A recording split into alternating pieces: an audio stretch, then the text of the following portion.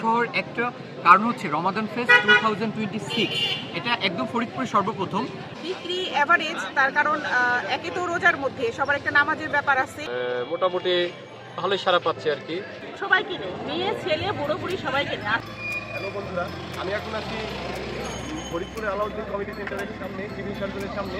তো রামাদান উৎসব, এখানে বিভিন্ন ধরনের স্টল উঠেছে। তো তাদের বেচা কিনা কেমন এটাই আর কি জানার চেষ্টা করবো। আপনার সাথে থাকুন এবং সঙ্গে থাকুন এবং ভিডিওটি শেষ পর্যন্ত দেখুন। তো আপু, কেমন বেচা কিনা?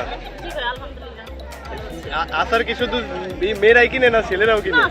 সবাই কিনে, মেয়ে ছেলে বুড়ো বুড়ি সবাই কিনে। আচার তো সবারই পছন্দ। মেয়েরা চলে আসবেন। তো তেঁতুলের আচার আছে, বিভিন্ন ধরনের আচার। Stall number 28। এই যে আমাদের জনপ্রিয় সেলিব্রিটি মারিয়া আপু। No, I am not a celebrity. তো আপু, বেচা কিনা কেমন হয়েছে? আমি তো আসলে ভাই এখানের কি বলে দেখা দিতে আসছি, তবে আলহামদুলিল্লাহ ভালো।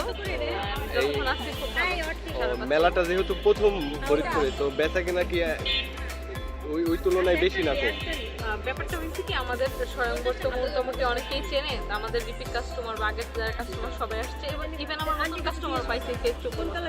সব মিলিয়ে ভালো আলহামদুলিল্লাহ। হ্যালো বন্ধুরা, এখন আছি আমি উম্মে তানহাপুর স্টলে। তো আপু যখন আর কি এই অম্বিকা স্টল দিয়েছিল, তো তখন শেষের দিন আমাদেরকে খাওয়াইতে চাইছিল, যে চকলেট খাওয়াইতে চাইছিল।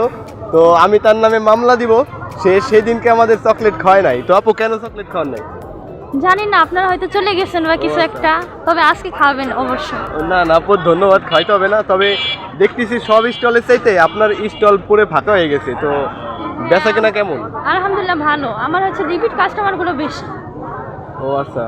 তো এই রামাদান উৎসবটা এই ফরিদপুরেই প্রথম হইতেছে? জি, ফরিদপুরে প্রথম। ফরিদপুরে বলতে আমি তো জানি সারা বাংলাদেশেই প্রথম। তো যেহেতু ফরিদপুরে প্রথম, সেই আন্দাজে আর কি রামাদান উৎসবে এসে আপনার কেমন লাগতেছে? কেমন? না, আলহামদুলিল্লাহ ভালো, খারাপ না। বিক্রি এভারেজ, তার কারণ একে তো রোজার মধ্যে সবার একটা নামাজের ব্যাপার আছে, এই কারণে একটু মূলত গ্রাহক কম।